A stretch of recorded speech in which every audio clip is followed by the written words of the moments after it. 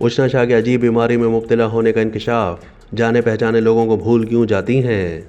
पाकिस्तान की नामवर अदाकारा और मेज़बान उष्णा शाह ने इंकशाफ किया है कि वो एक ऐसी बीमारी में मुब्तला हैं जिसने उनके कैरियर को शदीद मुतासर किया है। उष्णा शाह इन दिनों एक निजी टीवी चैनल के शो की मेज़बानी कर रही हैं, जिसमें उन्होंने अपनी बीमारी से मुतालिक इंकशाफ करते हुए बताया है कि वो प्रोसोपैग्नोसिया नामी बीमारी में मुब्तला हैं। इस बीमारी में लोगों के चेहरे या नाम याद नहीं रहते, जिसे आम जबान में फेस ब्लाइंडनेस भी कहा जाता है। उष्णा ने बताया कि इस बीमारी की वजह से वो आसानी से उन लोगों के चेहरे या नाम याद नहीं रख पाती जिनसे वो मिली हैं। अदाकारा ने कहा कि ये बीमारी इतनी बुरी है कि उसने उनके काम को भी मुतासर किया है।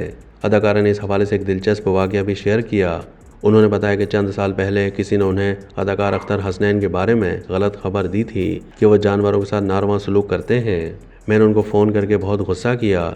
मैं जब जिम जाती थी तो मुझे किसी ने बताया कि ये वही अख्तर हसनैन हैं। मैंने उनसे बिल्कुल बात नहीं की।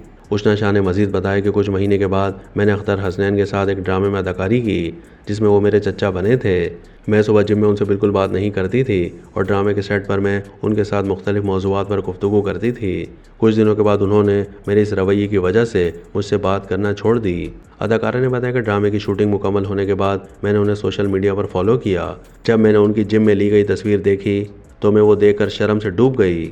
उसके बाद मैंने उन्हें एक मैसेज भेजा जिस पर अख्तर हसन ने कहा कि मुझे पता था कि तुम दिल की बहुत अच्छी हो, लेकिन मुझे समझ नहीं आ रही थी कि तुम्हारे साथ क्या मसला हो गया है। इन सब के बाद मैंने उन्हें अपना मसला बताया था। उष्णा शाह ने यह भी इंकशाफ किया कि उनकी वालदा भी इस बीमारी में मुब्तला थीं। वो घर का पता भी याद नहीं रख सकती थीं।